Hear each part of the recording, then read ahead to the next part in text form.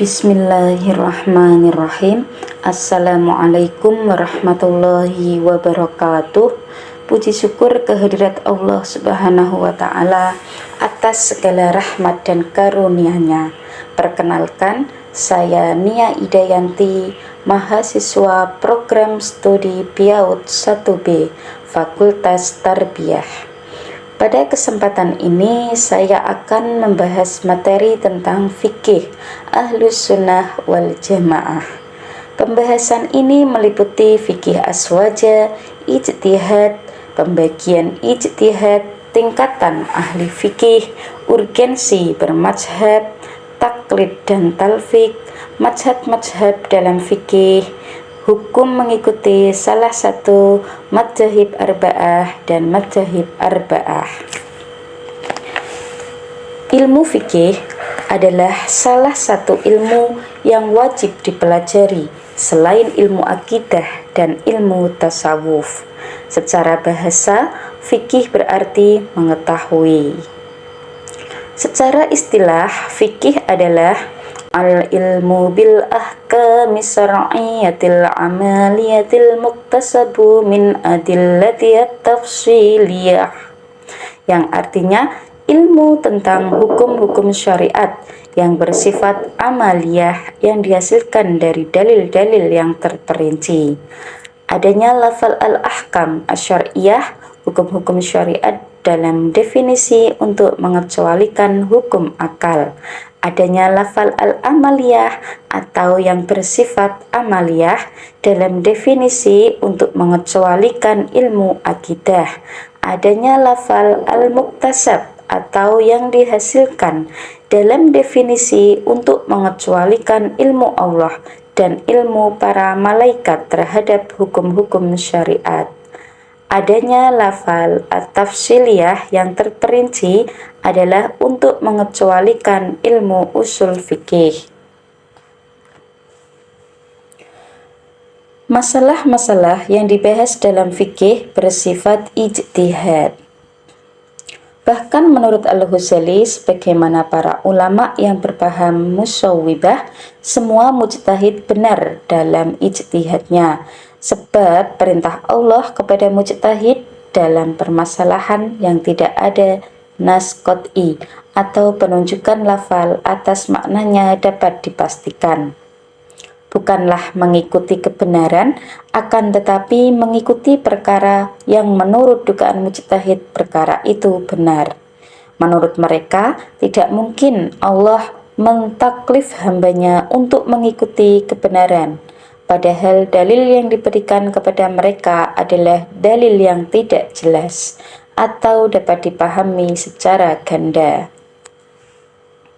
Misalnya, ada seorang diperintahkan berjalan ke arah barat setiap pagi, ternyata orang yang diperintahkan tersebut di pagi harinya berjalan ke arah selatan, sebab ia menduga bahwa arah selatan adalah arah barat. Maka orang ini dibenarkan dan ia sudah dianggap menjalankan perintah sebab ia sudah mengikuti dugaannya. Adapun contoh dalam fikih seperti menurut Imam Syafi'i, hukum berwudu dengan air mustakmal tidak sah. Sedang menurut Imam Maliki hukumnya sah. Menurut paham musyawwibah, beliau berdua benar, sebab perintah Allah kepada mujtahid hanya mengikuti dugaannya atas kebenaran.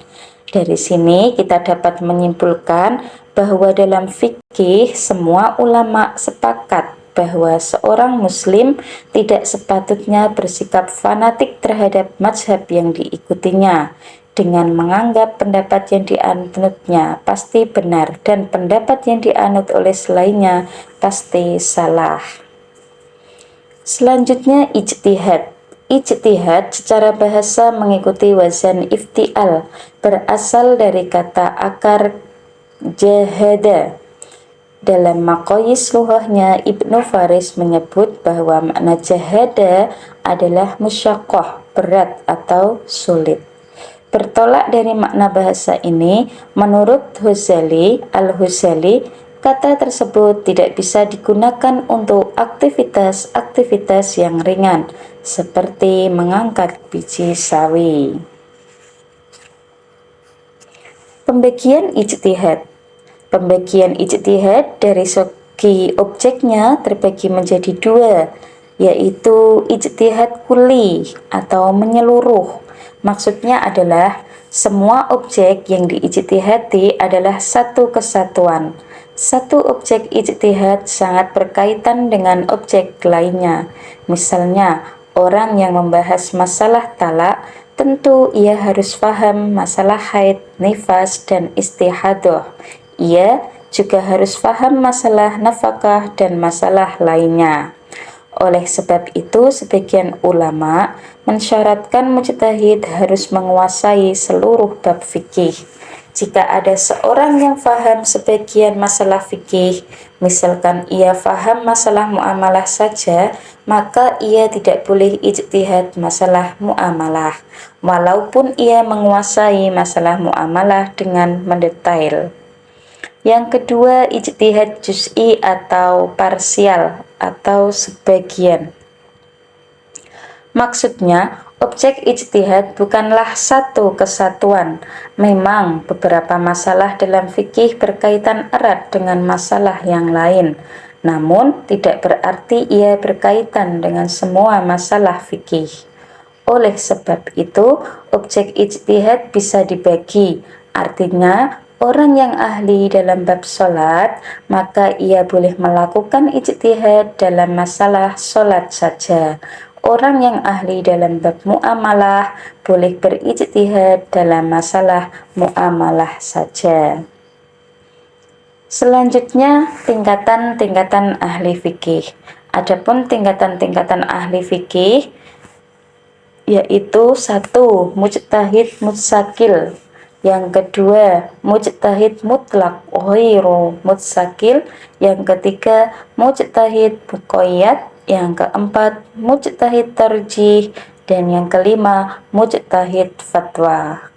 Selanjutnya, urgensi bermadzhab. Secara bahasa, mazhab adalah masdar yang berasal dari akar kata dhahaba, yang berarti bagus. Sedangkan menurut istilah, mazhab adalah pendapat atau metode seorang ahli fikih yang diikuti oleh para pengikutnya yang menisbatkan diri kepadanya. Al-Zarkashi di dalam bukunya Al-Bahr Al-Muhit membagi manusia ke dalam 3 tingkatan: mujtahid, awam, dan orang yang pandai agama namun belum sampai ke derajat mujtahid.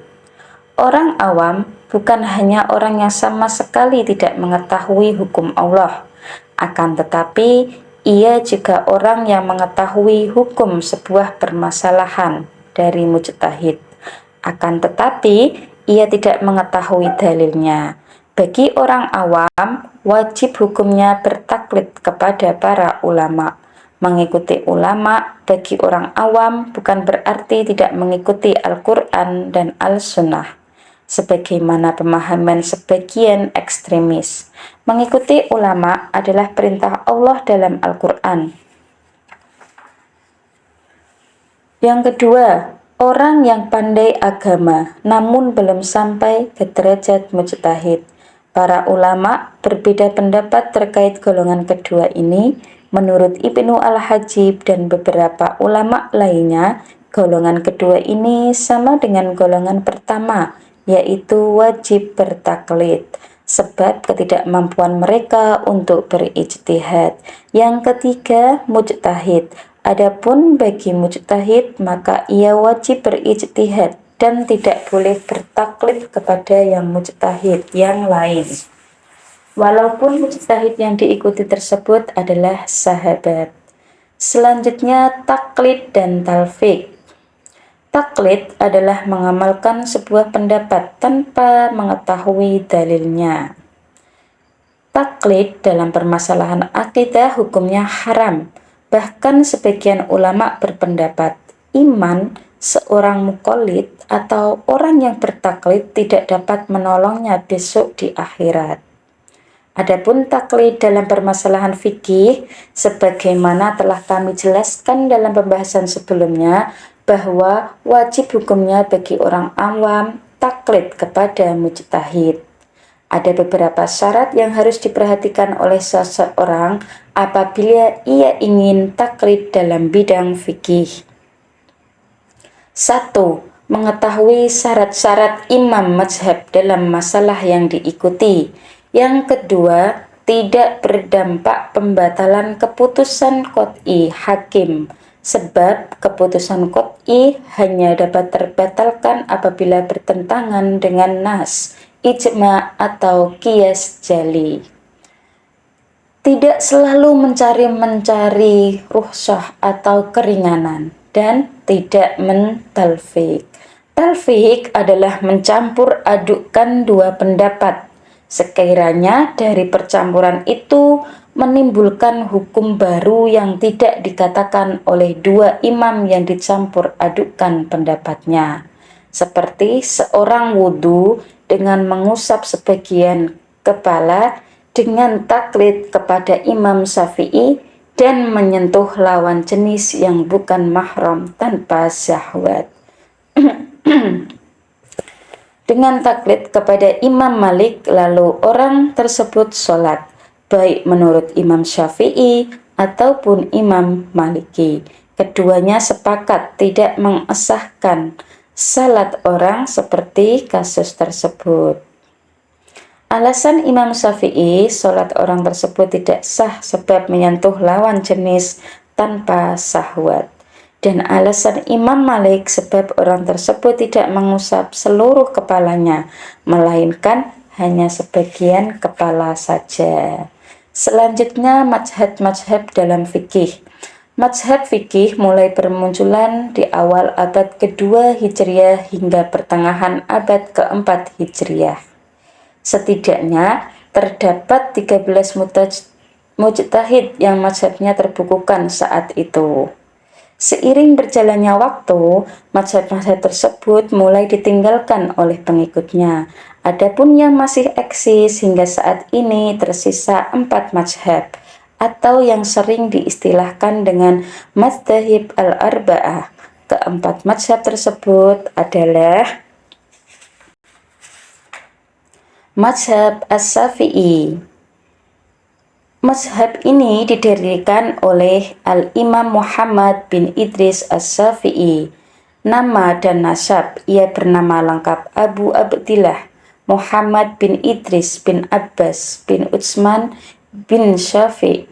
Gelar al-Syafi'i ia dapatkan dari penisbahan kepada kakeknya yang bernama Syafi'. Apabila garis nasabnya dilanjutkan ke atas lagi, nasabnya bersambung sampai Al-Muttalib bin Abdi Manaf al-Quraisy. Para sejarawan bersepakat bahwa Asy-Syafi'i lahir pada tahun yang sama dengan tahun meninggalnya Abu Hanifah, yaitu 150 Hijriah. Setelah kewafatan ayahnya di Gaza, ibunya membawanya ke Mekah. Yang kedua, mazhab al-Maliki. Mazhab ini didirikan oleh Malik bin Anas. Sumber hukum dalam mazhab ini secara tertib adalah Alkitab, Al-Sunnah, Al-Ijma, Al-Qiyas. Amal penduduk Madinah, maslahah mursalah, sad al-jari'ah, khuruj min al-khilaf, dan adat. Nama dan nasab, ia bernama Malik bin Anas bin Abi Amir al-Asbahi. Di antara gelarnya adalah Imam Dar al-Hijrah, Imam kota Madinah, Faqih al-Ummah, ahli fikih umat, Syekh al-Islam, guru umat Islam. Ia lahir pada tahun 93 Hijriah dan wafat pada tahun 179 Hijriah. Yang ketiga ada mazhab Hanafi. Nama lengkapnya adalah Abu Hanifah dan Al-Nu'man bin Syabit bin Zauti. Zauti adalah nama kakek beliau, seorang bekas budak Bani Taimullah yang dimerdekakan.